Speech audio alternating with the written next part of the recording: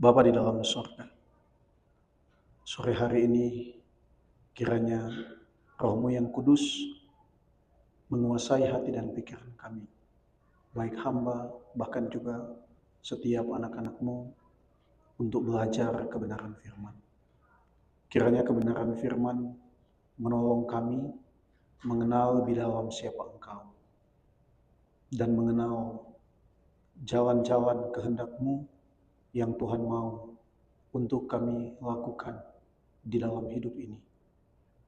Ampuni segala dosa kami, pelanggaran kami, dan layakkan kami untuk mendengarkan Tuhan berbicara bagi kami hari ini. Kiranya apa yang hamba sampaikan dijauhkan dari kesalahan, kesesatan apapun, kiranya semuanya itu hanya berasal daripada Tuhan. Urapan kuasa Tuhan ada atas hidup kami masing-masing, sehingga ketika kami keluar dari tempat ini, kami sungguh menikmati indahnya perjumpaan dengan Tuhan lewat firman dan lewat ibadah ini.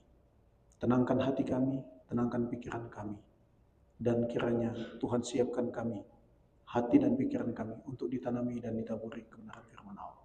Di dalam nama Yesus, penebus hidup kami berdoa. Amin. Baik, shalom semuanya.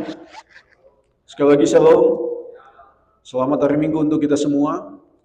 Bapak Ibu Saudaraku, mari kita melanjutkan seri tentang kitab Nehemia. Saudara, kita semua ada di dalam pekerjaan yang berbeda-beda. Kita semua ada di dalam pekerjaan yang beragam. Ada yang mengajar di sekolah, ada yang bekerja di perusahaan, apapun itu. Ada yang memiliki mungkin usaha secara pribadi dan lain sebagainya.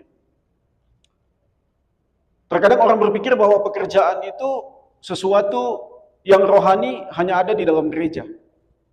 Karena itu orang biasa membeda-bedakan. Ini pekerjaan rohani, ini pekerjaan yang sekuler, dan bukankah banyak orang memikirkan hal yang demikian. Tapi hari ini saudara, kita mau belajar kebenaran firman Tuhan tentang Nehemia, melanjutkan perenungan kita. Kalau kita pelajari bagian ini, Nehemia pasal 2, ayat 1 sampai ayatnya yang ke-8, saudara, kita mau pelajari dengan satu tema. The gracious hand of God behind courage.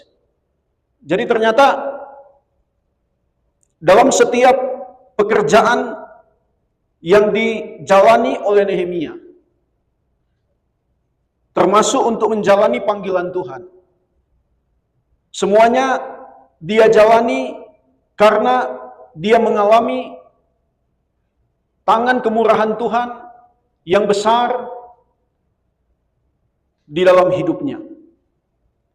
Kita tahu bersama bahwa di dalam ayat 1, saudara, di dalam ayat 1 di sana dikatakan, pada bulan Nisan, tahun ke-20 pemerintahan Raja Arsasasta, ketika menjadi tugasku untuk menyediakan anggur, aku mengangkat anggur dan menyampaikannya kepada raja.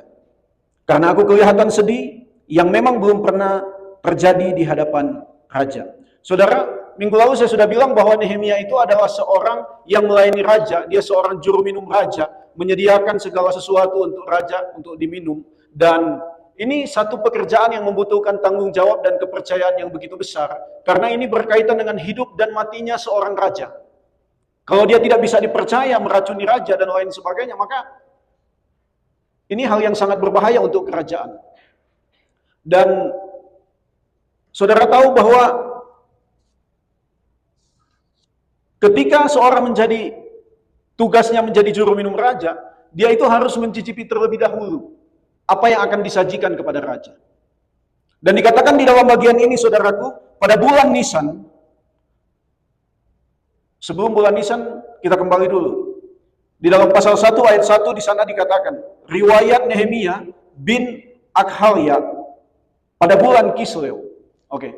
Saudara, bulan Kisleu itu antara bulan November sampai Desember pertengahan di dalam kalender Ibrani. Sedangkan bulan Nisan itu sekitar bulan Maret pertengahan sampai bulan April.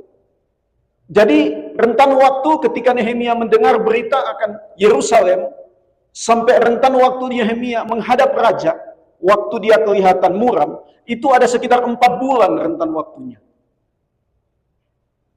Alkitab tidak mencatat bahwa dalam rentan 4 bulan itu Nehemia bertemu raja atau tidak, tetapi banyak sekali penafsir mengatakan bahwa memang rentan 4 bulan itu Nehemia bertemu dengan raja, tetapi dia belum menunjukkan wajah yang muram.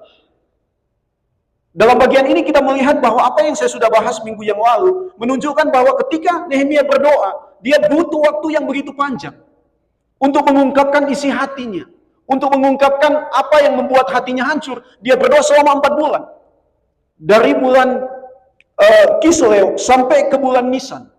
Ini menunjukkan bahwa Nehemia sungguh-sungguh menyerahkan segala sesuatunya kepada Allah terlebih dahulu, baru dia mengungkapkan itu kepada raja. Ini menunjukkan bahwa dia benar-benar sungguh bergumul dulu dengan Tuhan, dan dia mencari waktu yang terbaik, yang tentunya di dalam pimpinan Tuhan. Jadi 4 bulan dia menanti, saudaraku. 4 bulan dia bergumul, dikatakan Alkitab 4 bulan dia duduk, menangis, meratap di hadapan Allah, dan menaikkan doa, serta berpuasa. Jadi saudaraku, kita lihat bahwa ini bukan waktu yang singkat. Kalau kita mengharapkan sesuatu yang sungguh sudah di dalam hati kita, saudaraku, yang seakan kita mau itu harus benar-benar langsung terjadi, menanti itu bukan sesuatu hal yang mudah. Menahan diri untuk mengungkapkan sesuatu itu bukan satu hal yang mudah. Tetapi itulah yang dilakukan oleh Nehemia. Dia berusaha untuk menyerahkan terlebih dahulu semuanya kepada Allah. Dia benar-benar menahan diri untuk melihat bahwa apa yang Allah mau lakukan, barulah dia mengungkapkan kepada orang yang memang dia tahu bisa dipakai Allah untuk pekerjaan Allah.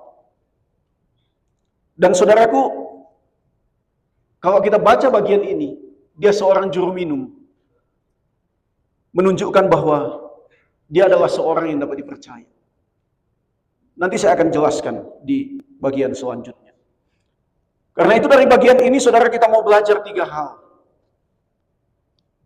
Yang pertama, kita mau pelajari bahwa dari ayat 1 sampai ayat yang ketiga berbicara tentang beban di dalam hati dan keberanian. Kalau kita baca ayat 1 sampai ayat 3, tadi saya sudah baca ayat 1, di dalam ayat 2 di sana dikatakan, bertanyalah ia kepadaku, mengapa mukamu muram, walaupun engkau tidak sakit? Engkau tentu sedih hati. Lalu aku menjadi sangat takut. Saudara, orang kalau mau menyediakan minuman bagi raja, mau melayani raja, dia harus benar-benar menunjukkan wajah yang senyum, yang ceria. Karena itu dikatakan baru kali itu Nehemia menunjukkan wajah yang demikian. Dan saudara tahu, untuk melayani raja, dia harus kelihatan ceria. Karena ketika dia muram, saudara, itu menjadi satu taruhan bagi dia. Karena ketika orang melayani raja dengan muka muram, Nehemia tahu bahwa itu adalah satu penghinaan kepada raja. Jadi menunjukkan muka muram di hadapan raja, menunjukkan satu penghinaan. Artinya semua orang yang mau menghadap raja, dia harus dalam kelihatan wajah yang ceria, yang senyum, dan menunjukkan satu penghormatan kepada raja. Karena itu dikatakan di dalam ayat ini bahwa Nehemia itu sangat takut ketika ditanya, kenapa mukamu muram? Apakah engkau sedang sedih? Nah, saudaraku yang terkasih, bagian pertama ini menunjukkan bahwa Nehemia masih terus bergumul dengan beban hati yang sudah saya sampaikan minggu yang lalu. Jawabku kepada raja, hiduplah raja untuk selamanya. Bagaimana mukaku tidak akan muram kalau kota tempat pekuburan nenek moyangku telah menjadi reruntuhan dan pintu-pintu gerbangnya habis dimakan api. Saudara lihat bahwa Nehemia terus-menerus bergumul akan satu kehancuran yang terjadi di Yerusalem. Dia sudah bergumul selama 4 bulan dan tibalah waktunya mengungkapkan isi hatinya di depan seorang raja yang dia layani. Di tengah ketakutan Nehemia diberikan keberanian. Di tengah ketakutan Nehemia diberikan keberanian untuk mengungkapkan isi hatinya, saudara. Beban apa yang ada di dalam hatinya, apa yang sudah dia berdoakan selama 4 bulan, bukan jangka waktu yang singkat. Saudaraku yang terkasih, Terus-menerus kita harus bertanya di dalam hati kita. Beban apa yang ada di dalam hati kita? Setiap kita bangun di pagi hari, apa yang paling membuat kita seakan resah, seakan membuat kita sedih, hancur hati? Beban apa yang ada di dalam hati kita? Apakah beban yang di dalam hati kita adalah satu beban yang berkaitan dengan bagaimana kita memikul beban yang kudus demi nama Tuhan? Bagaimana kita memikul beban yang kudus demi orang-orang yang masih tersesat di luar sana?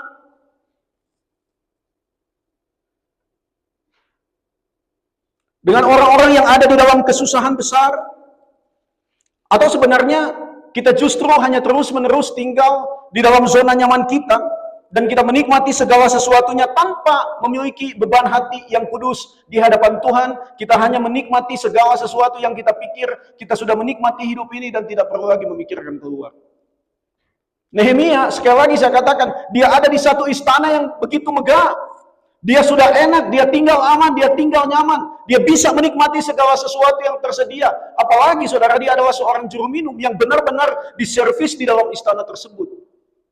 Tetapi Alkitab katakan bahwa Nehemia siap memikul beban hati tanggung jawab yang tidak mudah, bukan hanya untuk kepentingan dirinya sendiri, tetapi untuk kepentingan nama Tuhan, untuk kepentingan satu bangsa yang sudah dalam kesusahan, untuk kepentingan satu bangsa yang sudah porak-poranda. Saya sudah jelaskan minggu lalu bahwa hancurnya sebuah tembok dari satu negara, secara khusus dalam bagian ini Yerusalem, adalah tembok itu satu kehormatan. Ketika hancur, maka mereka akan diremehkan, dihina oleh bangsa-bangsa yang ada di sekitar mereka. Bahkan nama Tuhan akan dihina. Karena terus-menerus orang akan bertanya, benarkah mereka adalah orang pilihan? Di mana kuasa Allah yang membentengi mereka? Di mana kuasa Allah yang telah memilih mereka? Karena itu saudara, beban hati inilah yang terus-menerus ada di dalam hati Nehemia. Sehingga dia berani mengungkapkan, meskipun dia terancam. Karena memang saudara menghadap raja, itu bukan hal yang mudah. Bahkan ada orang yang mengatakan bahwa ketika menghadap raja, orang salah sedikit saja di depan raja, nyawanya bisa melayang. Sekali lagi saudara, beban hati apa yang ada di dalam diri kita sampai hari ini? Itu yang pertama. Yang kedua saudara, dikatakan di dalam ayat yang keempat, lalu kata raja kepadaku, jadi apa yang kau inginkan? Maka aku berdoa kepada Allah semesta langit. Saudara, ini adalah momen yang sangat menentukan. Dia sudah menanti-nanti hal ini. Dia sudah mendoakan ini sungguh-sungguh. Dia sudah meratapi ini di hadapan Tuhan. Dia sudah berpuasa, menunjukkan kesungguhannya untuk bergumul di hadapan Tuhan. Jadi saudara, berpuasa itu menunjukkan bahwa orang itu sungguh-sungguh mau bergumul dan menyerahkan segala sesuatunya kepada Tuhan. Dia sudah lakukan itu semua. Dan tibalah waktunya dia berdoa di menit, detik yang menentukan. Bisa saja dia menghadap raja, bisa saja dia panik. Bisa saja dia nervous. Bisa saja Nehemia salah berbicara. Tetapi saudaraku, Alkitab mengatakan bahwa di tengah kondisi yang menentukan itu, yang begitu menegangkan itu, Nehemia mengambil satu keputusan yang tepat, bahwa dia berdoa kepada Allah semesta langit. Ini menunjukkan bahwa Nehemia itu, dia sudah adalah seorang yang memang sudah memiliki hubungan yang dekat dengan Tuhan.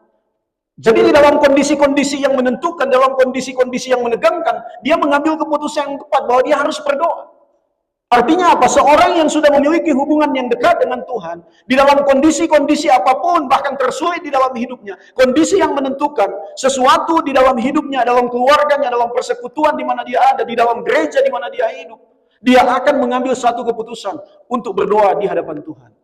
Nggak sempat lagi pergi ke kamar dan berdoa ini, saudara. Tidak sempat lagi dia berlutut. Tidak sempat lagi dia melipat tangan. Karena itu doa orang Kristen itu tidak ditentukan oleh situasi, tempat, waktu, dan lain sebagainya. Kapan saja seorang bisa berdoa di hadapan Allah. Saudaraku, hubungan yang dekat dengan Tuhan di dalam doa akan melatih seseorang bahwa kondisi-kondisi apapun, last minute, dia akan mengambil keputusan yang paling tepat, kembali menyerahkan segala sesuatunya kepada Tuhan. Nehemia tidak mau mengandalkan pemikirannya sendiri. Nehemia tidak mau mengandalkan kefasihannya di dalam berbicara. Nehemia tidak mau mengandalkan perencanaannya yang begitu matang yang sudah dia siapkan. Tapi Nehemia mau menunjukkan bahwa dia mau terhubung dengan Allah, karena ia percaya bahwa Allah itu berdaulat atas segala sesuatu, termasuk di hadapan raja yang tidak mengenal Tuhan. Jadi Raja Artasastra ini bukan orang yang percaya kepada Allah, tetapi dia orang yang fasik. Dia orang yang tidak mengenal Allah.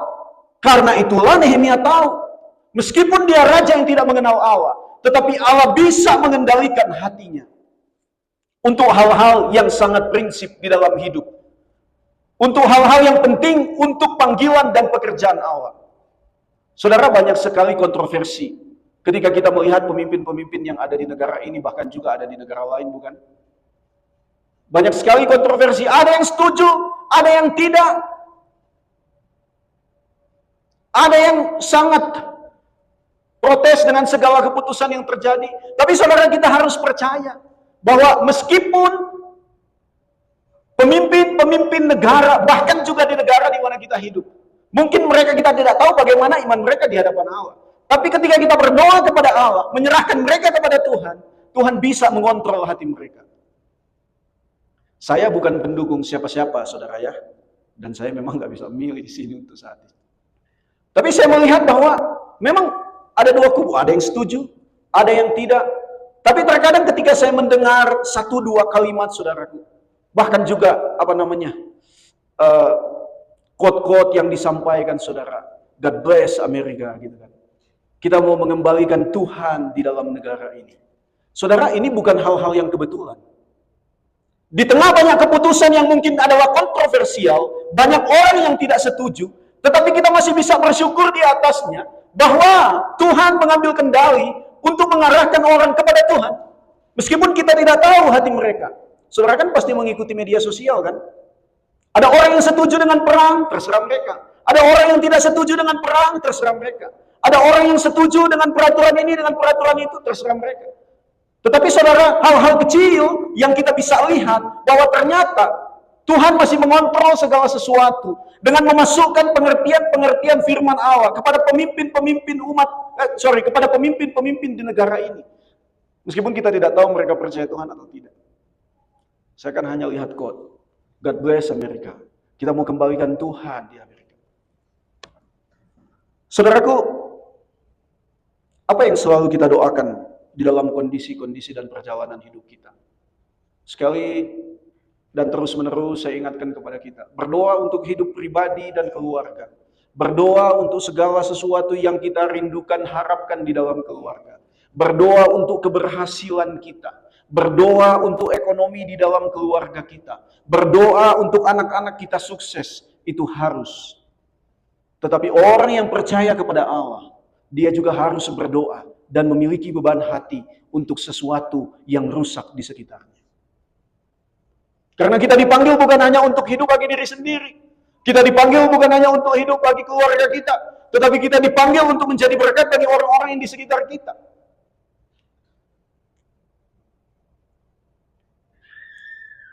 Satu minggu belakangan ini, saya bersyukur kepada Tuhan ya.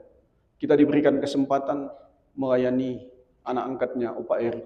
Saya belum pernah bertemu sebelumnya. Kita bertemu ya pada saat sudah di masa-masa sulitnya, masa-masa kritisnya. Dan saudara, saya waktu masuk ke ruangan rumah sakit, saya sudah lihat, ini nggak akan lama. Apa yang kami coba lakukan? Kita tuntun dia untuk mengakui dosa. Kita tuntun dia untuk menerima Kristus. Dan masalah percaya dan tidaknya Tuhan yang bekerja di dalam hatinya. Tapi terkadang kita bisa melihat respon-respon dari tetesan air mata. Kita bisa melihat respon bahwa dia mau melihat Kristus. Ketika kita berdoa, Tuhan pakai hidup saya. Ketika kita berdoa di hari Rabu itu ya, kita berdoa untuk kota, kita berdoa supaya Tuhan pakai kita menjadi awat Tuhan untuk. Ternyata di tengah sulitnya memberitakan Kristus di tempat ini, ada orang-orang yang Tuhan bawa kepada kita, malah bertanya. Di kelas bahasa Inggris yang saya masuki, saudara, saya tidak sangka tiba-tiba hari Kamis itu ada satu rekan dari Kolombia yang bertanya, kenapa kamu mau ikut Tuhan? Kenapa kamu mau menyerahkan diri kepada Tuhan? Meskipun bahasa Inggris saya patah-patah, saudara, saya directly aja, kalau orang percaya Yesus, maka dia masuk surga. Kalau orang tidak percaya Yesus, pasti masuk neraka. Ya susah bahasa Inggrisnya mau gimana. Tapi saya jelaskan bagaimana Tuhan menciptakan segala sesuatu, pelan-pelan dan lain sebagainya, saudara. Itu yang kedua, saudara. Nehemia berdoa di tengah kondisi yang menegangkan. Dan dia menyerahkan segala sesuatunya kepada Tuhan. Yang ketiga, saudaraku, kita melihat bahwa ketika Nehemia sudah berdoa, ternyata dia juga sudah mempersiapkan dan Tuhan berikan dia keberanian. Saudara lihat, berdoa di hadapan Allah memohon pertolongan dan hikmat, namun harus disertai dengan persiapan yang matang. Nehemia diberikan keberanian untuk berbicara mengenai apa yang dia inginkan dan harapkan. Dan dia menjelaskan dengan begitu detail. Hal ini tidak mungkin baru terpikir di depan raja. Namun Nehemia sudah pasti, dia sudah persiapkan, dia sudah pikirkan, bahkan juga dia sudah dengan kata-kata. Karena waktunya tidak banyak di depan raja, saudaraku. Jadi dia sudah mempersiapkan dengan begitu matang apa yang dia mau lakukan terlebih dahulu untuk menolong kondisi yang ada di Yerusalem. Ayat yang kelima di sana dikatakan, kemudian jawabku kepada raja, jika raja menganggap baik dan berkenan kepada hamba-Mu ini, utuslah aku ke Yerusalem, ke kota pekuburan nenek moyangku, supaya aku membangunnya kembali. Saudara, ini adalah satu permohonan untuk pengutusan. Jadi sekali lagi Nehemia itu bukan hanya sampai berdoa, bukan hanya sampai bergumul, bukan hanya sampai hancur hati, bukan hanya sampai berpuasa, tetapi dia punya kerinduan untuk menjadi utusan Allah bagi pemulihan satu bangsa. Banyak orang punya hati yang hancur ketika lihat sesuatu. Banyak orang seakan bersedih ketika melihat sesuatu, tetapi tidak melakukan apa-apa. Tapi Nehemia dikatakan bahwa dia mau utuslah aku ke Yehuda, ke kota pekuburan nenek moyangku. Nehemia sadar bahwa hal yang paling dibutuhkan pada saat itu, yang paling utama, yang paling dibutuhkan adalah orang yang punya hati yang terbeban. Sumber daya manusianya dulu, bukan bahan-bahannya dulu.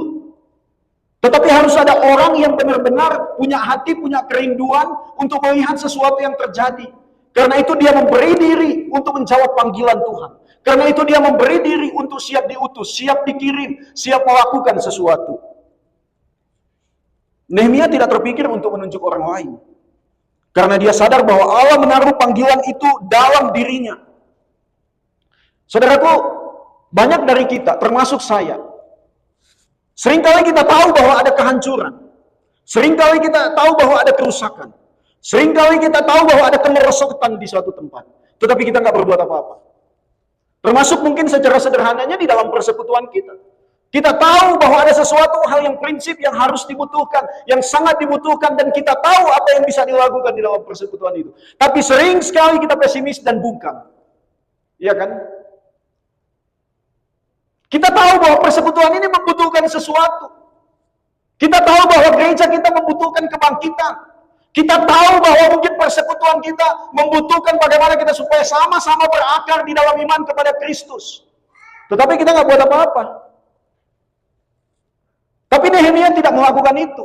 Dia tahu ada kerusakan. Dia berdoa, dia bergumul, dia berpuasa, dia berkabung. Dan dia juga siap untuk diutus. Seorang Kristen yang sungguh-sungguh mengasihi Tuhan adalah orang yang rindu melihat pemulihan. Dan orang yang rindu untuk dipakai Allah bagi pembangunan suatu umat yang kudus. Karena memang banyak orang tahu akan satu hal yang begitu penting. Akan satu hal bagaimana membangun sesuatu.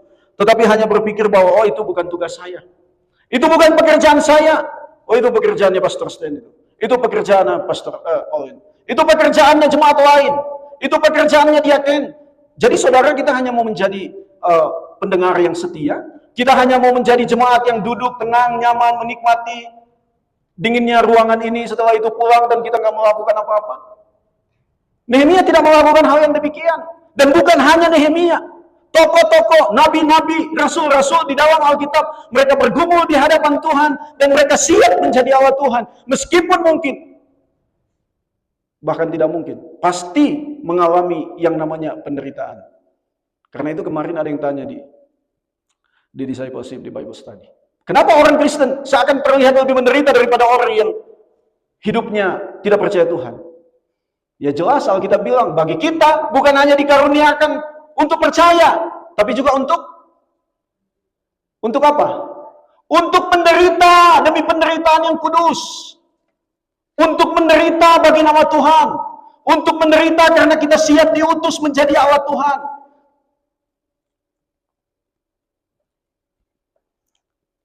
Setelah Nehemia menyampaikan kesediaan hatinya untuk diutus, selanjutnya dia menyampaikan jangka waktu yang dia butuhkan untuk pergi membangun kembali Yerusalem. Dikatakan, berapa lama engkau dalam perjalanan, dan bilakah engkau kembali? Saudara, pertanyaan ini sangat penting. Kenapa? Ketika ditanyakan berapa lama engkau pergi, dan bilakah engkau kembali, ini menunjukkan bahwa apa? Raja sungguh mengharapkan dia kembali. Kalau kita kerja di suatu tempat, saudara, kalau kita ambil cuti di waktu yang panjang, dan bos kita bilang, ambil aja terserah kamu. Itu artinya apa? Mungkin pekerjaan kita seakan sudah dilihat tidak lagi efisien. Tapi ketika Nehemia ditanyakan, berapa lama engkau akan kembali? Menunjukkan apa? Bahwa ketika Nehemia ada di dalam istana, dia melayani raja, dia menunjukkan bagaimana dia sungguh-sungguh memiliki pekerjaan yang sangat baik, dapat dipercaya, berintegritas. Dan apa yang dia kerjakan dengan hati yang sungguh-sungguh di hadapan Tuhan, sehingga menjadi berkat bagi raja. Dan kehadirannya terus-menerus dinantikan. Dalam pekerjaan kita sering kita berpikir, pekerjaan saya sekuler, pekerjaan saya ini bukan berkaitan dengan Tuhan.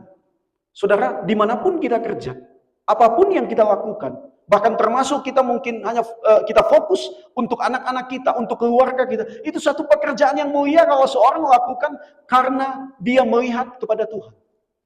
Karena itu saudaraku, Tim Keller membuat satu buku, apakah pekerjaanmu hari ini adalah pekerjaan Tuhan?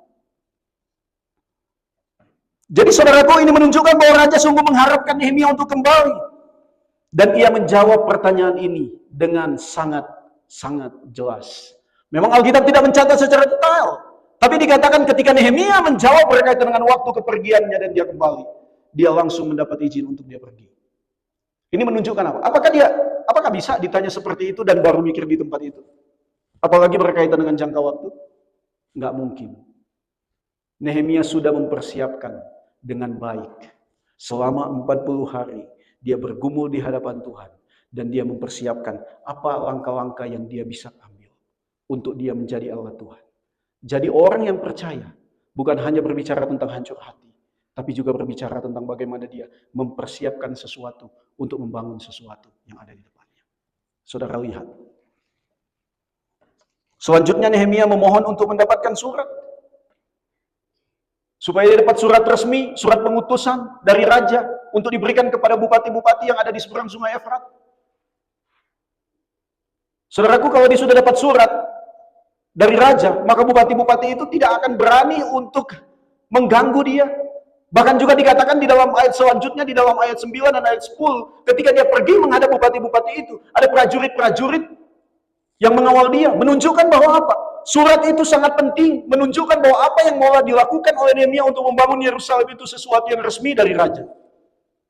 Jadi kita lihat, hikmat yang Tuhan berikan kepada Nehemia. Dia persiapkan bahwa dia butuh surat, karena dia tahu bahwa akan banyak orang yang menentang apa yang dia mau lakukan. Akan banyak orang yang tidak suka melihat pembangunan Yerusalem. Akan banyak orang yang akan menghambat semuanya itu. Dan saudara, selanjutnya Nehemia meminta juga surat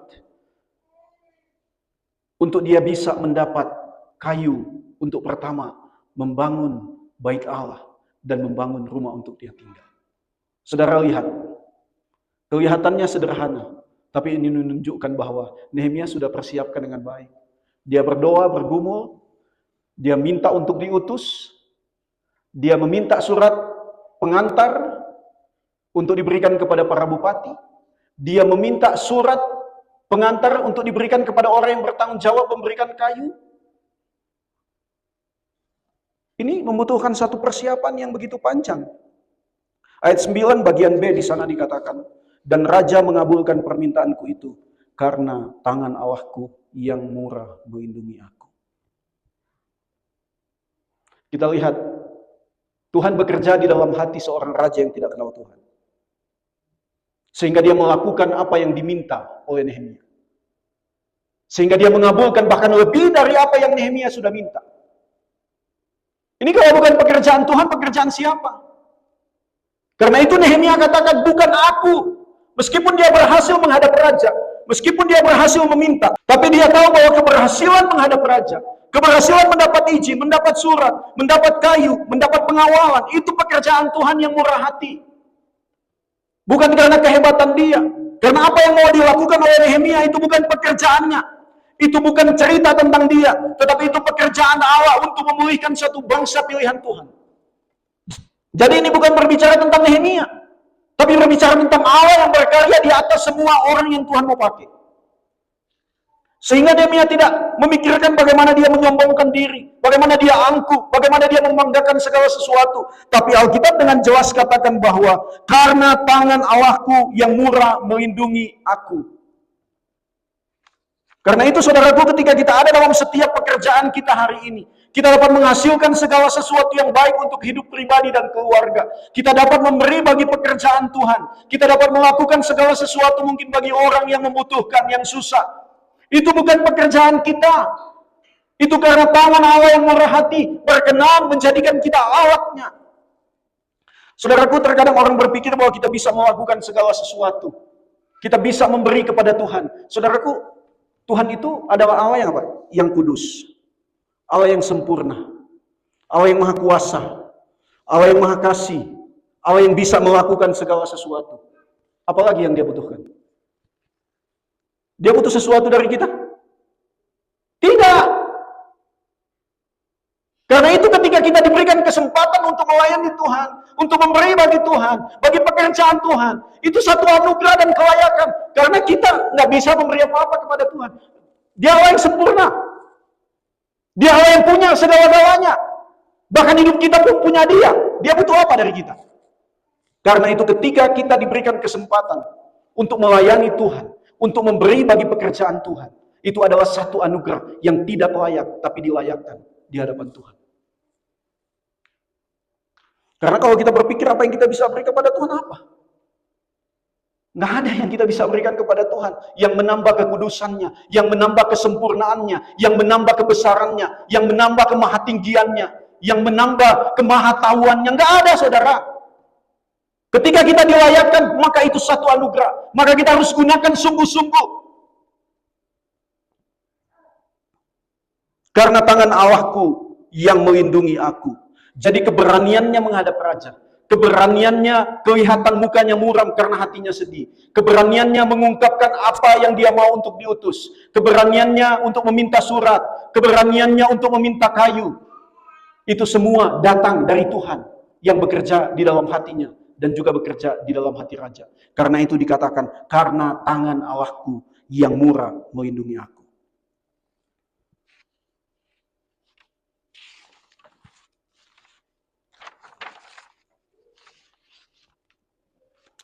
Saudaraku,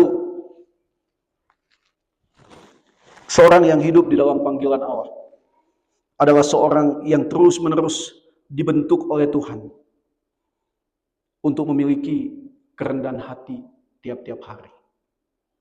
Saudara tahu ilmu padi? Kalau padi itu semakin dia berisi, semakin lurus. Tidak. Padi itu dia semakin berisi, semakin tunduk. Semakin tunduk. Karena itu kadang kita lihat padi kalau di musim angin udah ada yang sudah rubuh. Karena apa? Dia berat tapi makin tunduk. Berat tapi makin tunduk. Seorang yang semakin sadar bahwa dia dipakai Tuhan karena tangan kemurahan Tuhan, dia pasti akan dituntun untuk memiliki kerendahan hati, kesadaran bahwa semua yang terjadi di dalam dirinya, semua yang dia dapat lakukan itu karena Tuhan, bukan karena dirinya.